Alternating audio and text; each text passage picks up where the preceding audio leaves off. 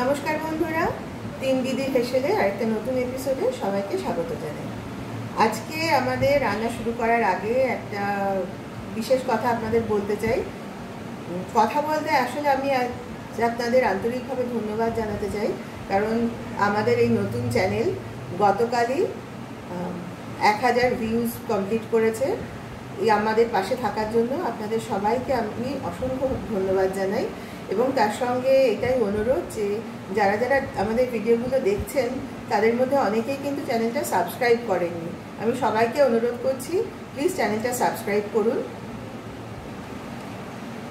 আর এবার আমরা আমাদের আজকের রেসিপিতে চলে যাব। আজকে আমরা যে জিনিসটা বানাবো এটা ঠিক অরিজিনালি বাঙালিদের রেসিপি নয়। এটা ভারতের পশ্চিম এবং বা উত্তর পশ্চিম ভারতের বিভিন্ন রাজ্যের লোকেদের মধ্যে এটা খুব জনপ্রিয় রেসিপি। তবে দক্ষিণ ভারতেও অবশ্য এটা বানানো হয়ে থাকে, এমনকি পাকিস্তানিরাও এই পদটা খেয়ে থাকে। তবে প্রত্যেকেরই কিন্তু বানানোর পদ্ধতিটা বা উপকরণটার মধ্যে কিছু তফাৎ আছে। আজকে আমরা বানাচ্ছি হচ্ছে কারি পকোড়া। তো আমরা যেটা করি, আমরা ওই বিভিন্ন রাজ্যের রেসিপিগুলো দেখে নিয়ে আমরা নিজেদের মতো করে একটা রেসিপি তৈরি করে নিয়েছি। তো আমরা যেভাবে বানাই সেটাই আজকে আপনাদের দেখাবো। তো যা যা উপকরণ আমি ব্যবহার করছি সেগুলো আগে দেখিয়ে নিই। এখানে দেখুন, এই কাপের এই হাফ কাপের একটু বেশি নিয়েছি টক দই। এখানে আছে বেসন, দুটো পেঁয়াজ কেটে নিয়েছি সরু করে, আছে কারি পাতা, ফোড়নের জন্য শুকনো লঙ্কা আর কালো সর্ষে, গুঁড়ো মশলার মধ্যে আছে হলুদ গুঁড়ো আর লঙ্কা গুঁড়ো, এখানে আছে নুন, চিনি, আছে গরম মশলার গুঁড়ো, এবং রান্নাটা হবে সাদা তেলে আর একটু ঘি আমরা ব্যবহার করব। এই হচ্ছে আজকে রান্নার উপকরণ। তাহলে শুরু করা যাক। আমরা প্রথমেই যেটা করব, এই পেঁয়াজটা একটা বড় মিক্সিং বলে নিয়ে নিয়েছি, তার সঙ্গে মেশাবো বেসন, একটু নুন আর সামান্য লঙ্কার গুঁড়ো। এইগুলো মিশিয়ে দিয়ে প্রথমে আমরা এই পেঁয়াজ দিয়ে ছোট ছোট পকোড়া বানিয়ে নেব। তাহলে দিদি পেঁয়াজটা মেখে নাও।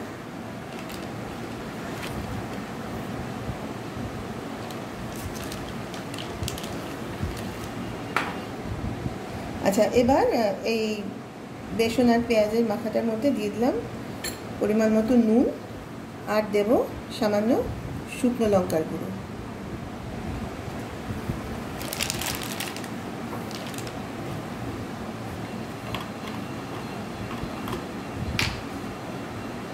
সামান্য পরিমাণে জল দিয়ে মিশিয়ে নিচ্ছে।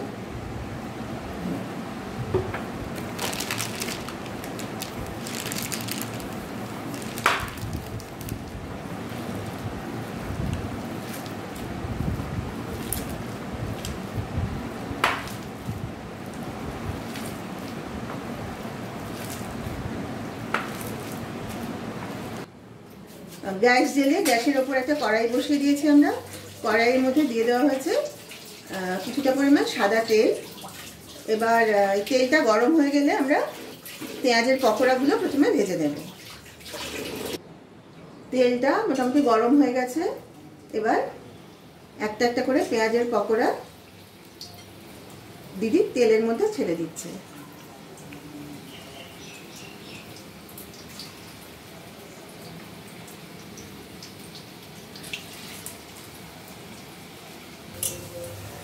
এখানে কড়াইতে পকোড়াগুলো ভাজা হচ্ছে, আর এগুলো ভাজা হতে হতে আমি ওদিকে আরেকটা কাজ একটু এগিয়ে রাখছি। চলুন, আমি যে দইটা কাপে নিয়েছিলাম সেটা একটা মিক্সিং বোলের মধ্যে ঢেলে নিয়েছি। এবার আমি এর মধ্যে দেব কিছুটা বেসন।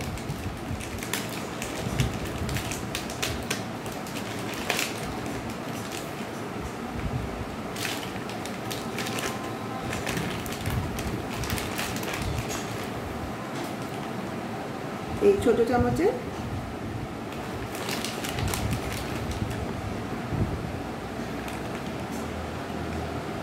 2 চামচ আর হাফ চামচ বেসন দিচ্ছি।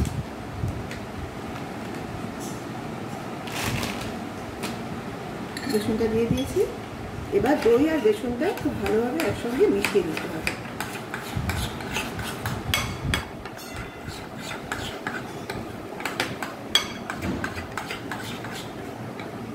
এর মধ্যে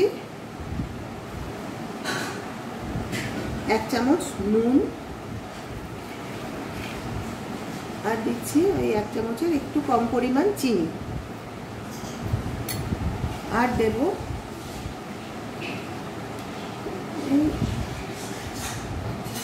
এই চামচের 3 ভাগের 1 ভাগ হলুদ গুঁড়ো, আর দেব হাফ চামচ মতো লঙ্কা গুঁড়ো। এবার এই সব উপকরণগুলো খুব ভালোভাবে মেশাতে হবে।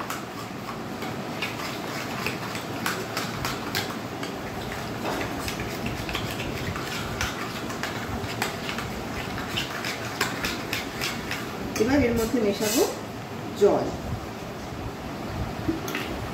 একটু একটু করে জল মেশাবো আর এটা ভালোভাবে নেড়ে নেব।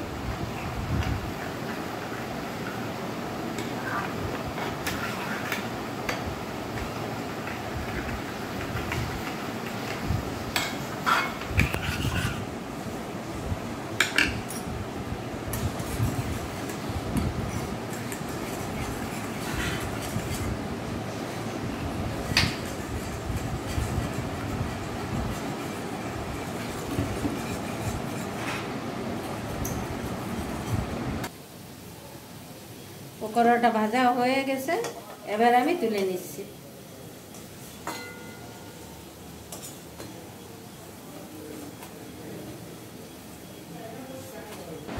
এখানে আমি দই আর বেসনের সাথে মশলাগুলো মিশিয়ে জল দিয়ে পুরোটা ভালোভাবে গুলে নিয়েছি। এবার যেটা করব, এর মধ্যে যাতে কোনো রকম দানা না থাকে সেই জন্য আমি এই পুরো মিশ্রণটাকে ছাঁকনির সাহায্যে ছেঁকে নেব।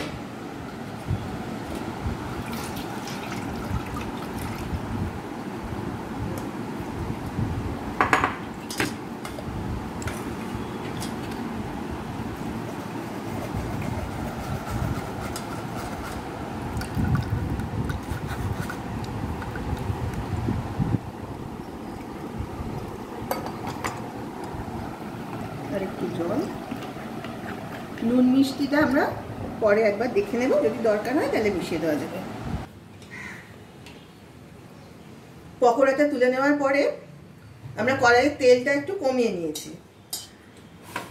আর তারপরে সেই তেলের মধ্যে দিয়ে দিয়েছি 1 চামচ ঘি। এবার আমরা ফোড়নটা দেব।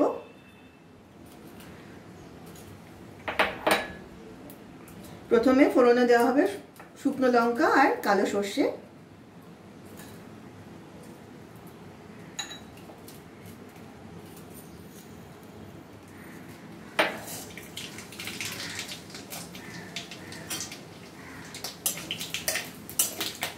এগুলো একটু নেড়ে নিয়ে দিয়ে দেওয়া হবে কারি পাতাটা।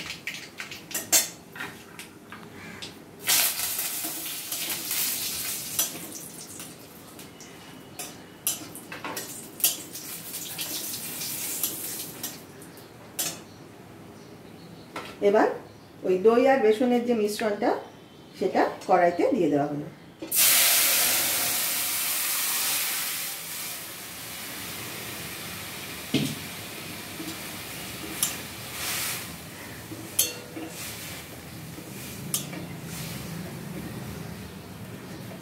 সে কারির ঝোলটা ফুটে গেছে, এবার তার মধ্যে আমরা পকোড়াগুলো দিয়ে দিচ্ছি।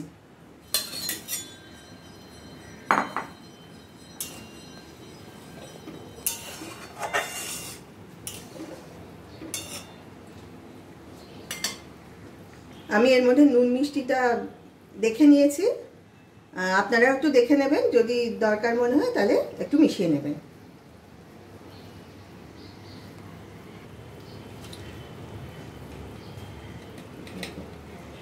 আচ্ছা, এবার আমরা ঝোলের মধ্যে আরেকটু হাফ চামচ মতো ঘি দিয়ে দিলাম, আর দিয়ে দেব একটু গরম মশলার গুঁড়ো।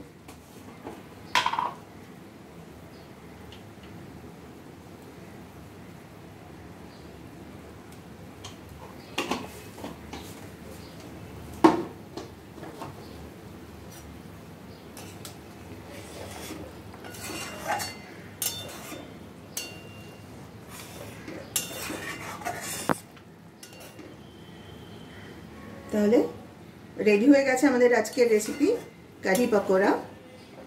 এবার আমরা এটা একটা বাটিতে ঢেলে নিয়ে সার্ভ করে দেব। তাহলে এই যে একেবারে রেডি হয়ে গেছে আমাদের আজকের রেসিপি কারি পকোড়া।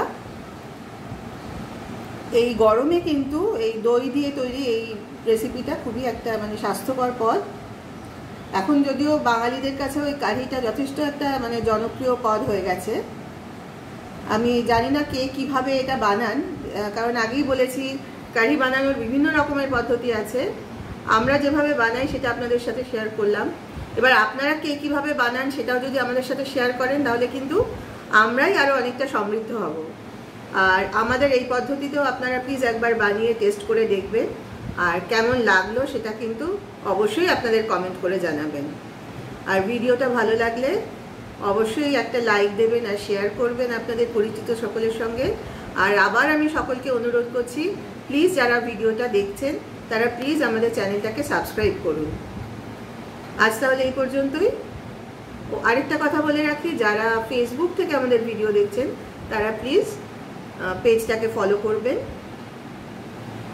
আজ তাহলে আসি, আবার কাল আপনাদের কাছে চলে আসবো একটা নতুন রেসিপি নিয়ে। সবাই ভালো থাকবেন। নমস্কার।